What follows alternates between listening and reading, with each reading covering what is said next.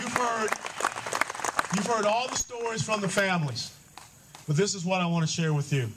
And I know you've been sitting out in the good, hot Kansas sun, getting the great tan. But there is something upside down in the United States of America. That's right. There is something terribly wrong in this country. And when I think about, as I flew out here from the time of my experience in 2003, I think about Captain Roger Hill, a young infantry captain that was relieved of his command and prosecuted in Afghanistan. I think about the Haditha Marines, who a member of Congress even had the audacity to call them cold-blooded murderers. I think about the U.S. Navy SEALs, who we tried to prosecute for punching a guy who was the one responsible for killing, the mutilation, and the dragging of the bodies of Americans in Fallujah. I think about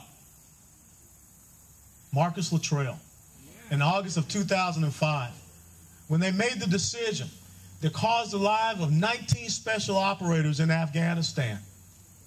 I think about Marine First Lieutenant Ilario Pantano. And as I think about each and every one of them, and it brings me to where we are today, thinking about these 10 men, 10 warriors, 10 of America's best that are sitting there in confinement. How is it that this country has gotten so upside down? How is it that we are now taking the people that will sacrifice to defend the freedoms and liberties that we enjoy, and we take away their freedoms and liberties? It's because of some very simple things.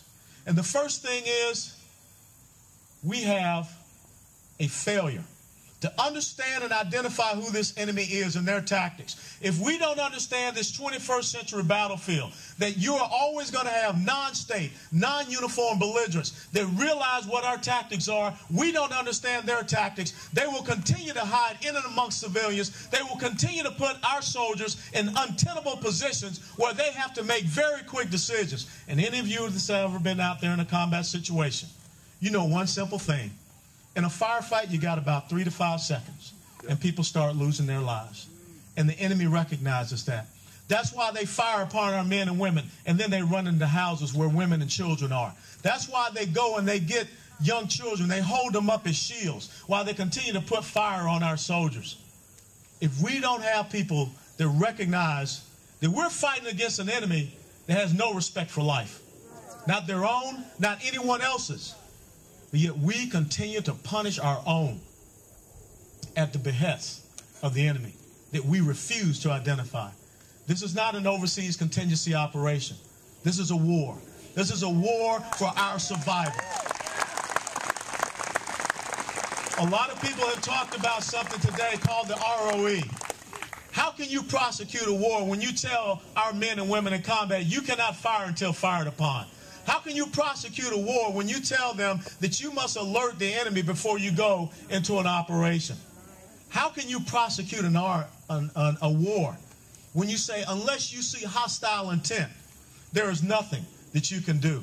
And that's why just recently down in Kandahar and over in Helmand province in Afghanistan, that the enemy, once our Marines and soldiers would close in with them, they just laid down their weapons and walked away.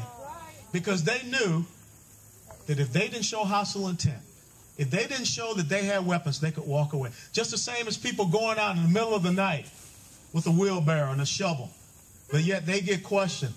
Did you know that that person had hostile intent? What did you think that person was going to do?